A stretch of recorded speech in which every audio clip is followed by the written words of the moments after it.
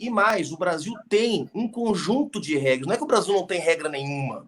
O Brasil tem as regras que estão definidas no projeto de lei orçamentária anual. O Brasil tem as regras definidas na lei de responsabilidade fiscal. O Brasil tem as regras definidas no plano plurianual de investimentos. Ou seja, não é que o Brasil não tem nenhuma regra, que é uma bagunça.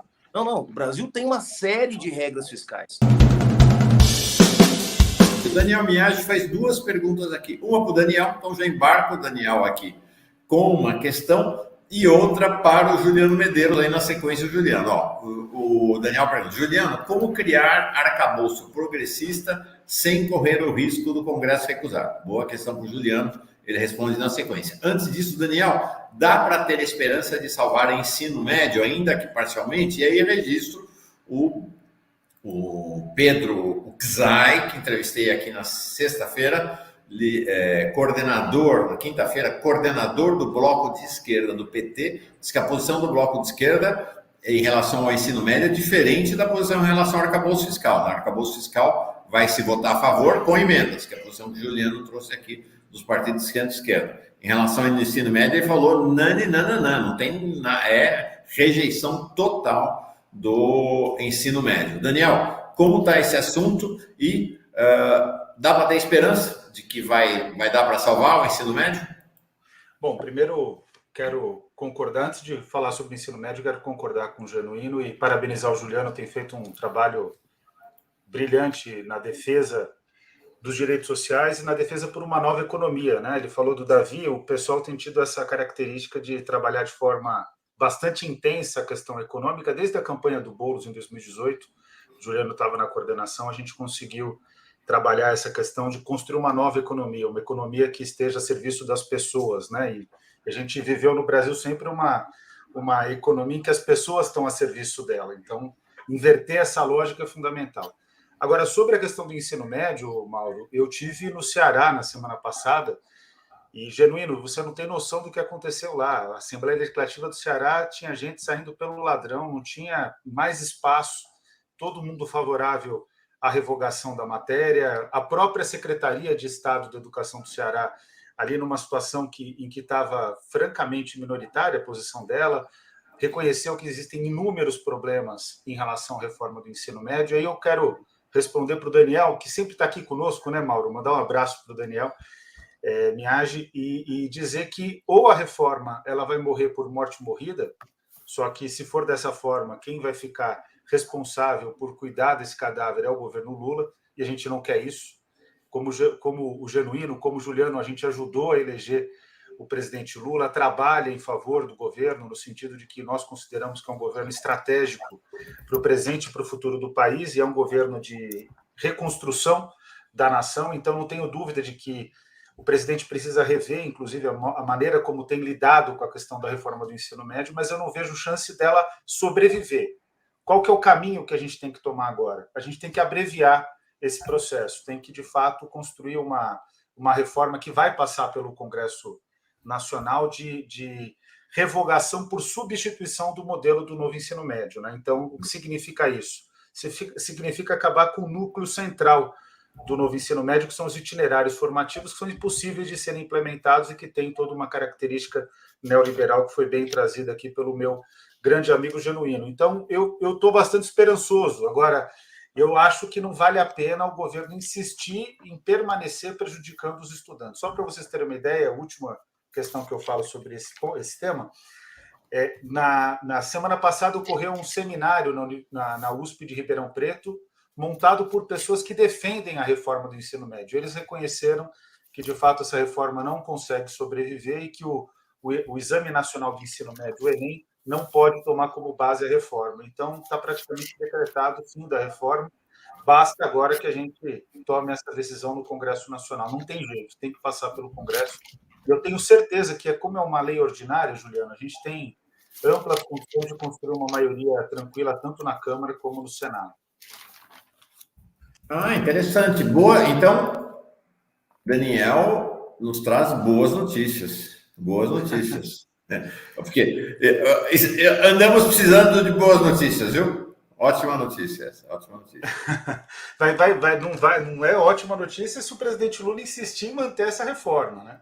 Eu espero que a gente convença ele pela política, né? Como o Genuíno já falou no seminário na Universidade de São Paulo, na Faculdade de Educação, o Lula é uma pessoa que tem total consciência da política e sabe muito bem lidar com as questões políticas. Então, certamente, ele vai se posicionar no sentido de abreviar esse prejuízo que tem hoje atingido quase 7 milhões de estudantes e 2,2 milhões de professores. Né? Não dá para manter essa reforma. Perfeito. Juliano, outra questão que o Daniel, não o cara, mas o Miage traz para você, que é uma preocupação de todo mundo. Ok, com um congresso conservador desse, como é que você viabiliza na votação, no voto, um arcabouço fiscal mais progressista?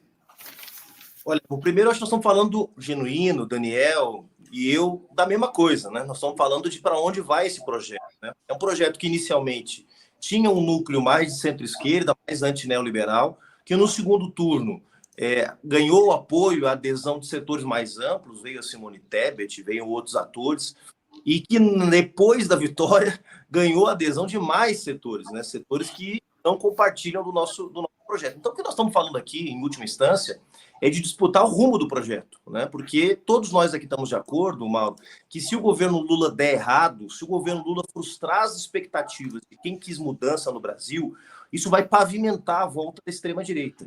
Então, em última instância, todos nós estamos buscando uma forma de garantir que o programa do presidente Lula seja cumprido, que é um bom programa. O programa que foi construído ali a muitas mãos expressa uma tentativa de superar um ciclo de ataques aos direitos sociais, de uma economia recessiva, de uma inserção subordinada do Brasil no cenário internacional, etc. Indo à pergunta do Daniel Miage. Olha, primeiro, eu compartilho até uma crítica que a própria Glaze fez numa conversa que nós tivemos, que não entende a pressa da gente ter um arcabouço, porque nós já conseguimos, no final do ano passado, com a aprovação da PEC da transição, abrir uma margem, tá?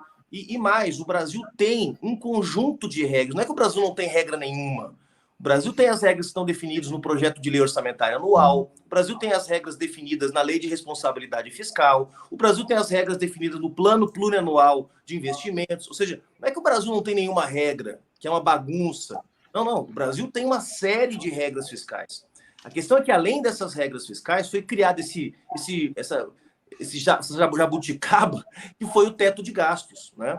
E na PEC da transição disse, olha, tem que ter uma coisa que substitua o teto de gastos. Então, essa é a primeira coisa. Não tem por que a gente enviar para o Congresso Nacional um conjunto de regras tão fechadas, a não ser que você acredite que você precisa dar para o investidor privado toda a segurança do mundo de que o governo não vai gastar demais. Eu acho que tem gente na equipe econômica do governo que acredita nisso. Que se você der bastante confiança para o investidor privado, de que a relação dívida-PIB vai manter um equilíbrio, de que o Estado não vai gastar muito, que isso vai retomar os investimentos privados. Eu não acredito nisso, mas eu sei que tem gente no Ministério que acredita. Indo diretamente ao ponto, Mauro. Só uma observação. Foi realmente estranho, porque o acordo, o combinado, inclusive com o Haddad, a equipe econômica, era que o arcabouço fiscal, ou a nova regra fiscal, iria para o Congresso só em agosto, né? Exatamente. Aí saiu essa corrida louca aí para fazer o arcabouço em como um acordo com o mercado financeiro. Né? E levando em conta que o governo ainda não tem uma base de apoio formada. Qual é o problema disso? Como o governo ainda não tem uma base de apoio formada, esse arcabouço vai ser votado e vai ser piorado no Congresso Nacional. A verdade é essa. Porque o mercado já começou a disputar, gente. O mercado que, no primeiro momento, recebeu bem os pressupostos do novo arcabouço fiscal, na sequência começou uma disputa. Olha, é um absurdo ter 13 exceções nos gastos. Olha, é um absurdo não ter uma punição, não ter uma criminalização para o gestor público que não cumprir as metas de superávit primário. Ou seja, o mercado já entrou na briga também. Então, o risco de votar isso agora é exatamente ter uma proposta piorada. Tem uma proposta que, no final, tenha mais a cara do mercado do que a cara do programa que foi eleito. Agora, claro, você vai me perguntar assim, mas o Congresso Nacional já foi eleito, ele não vai mudar a sua composição. É verdade? Isso é um problema grave. Qual é a tática que eu defendo? A mesma tática que o presidente Lula está usando em relação à taxa de juros do Banco Central. O presidente Lula não pode mudar, por decreto, o presidente do Banco Central. O Banco Central vai ser presidido por um bolsonarista pelos próximos meses, ou não sei até quando vai o mandato do Campos Neto, acho que até o ano que vem.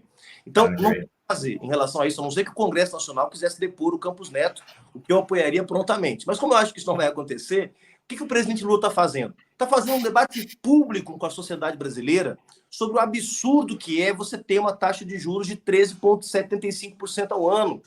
Nenhum lugar do mundo você pratica essas taxas. Então, o presidente Lula está fazendo uma disputa política na sociedade sobre a política monetária. Bom, eu defendo que o presidente Lula, que o governo, que nós que apoiamos esse governo, façamos essa disputa na sociedade. Não faz sentido amarrar um governo que foi eleito com a promessa de mudar a política econômica com uma série de regras fiscais que vão constranger, inibir, talvez até interditar, em determinadas circunstâncias, o investimento público. Então, eu acho que nós temos que fazer um debate com a sociedade, porque se a gente depender do Lira, do Pacheco, do Centrão, da extrema-direita, bom, essas regras vão ser pioradas. Isso que vai acontecer. Então, nós temos que esticar a corda para o outro lado, esticar a corda para a esquerda, né? E ir trabalhando no debate com a sociedade regras mais flexíveis, regras que permitam segurança jurídica, controle do gasto público, mas sem constranger o investimento nas políticas sociais,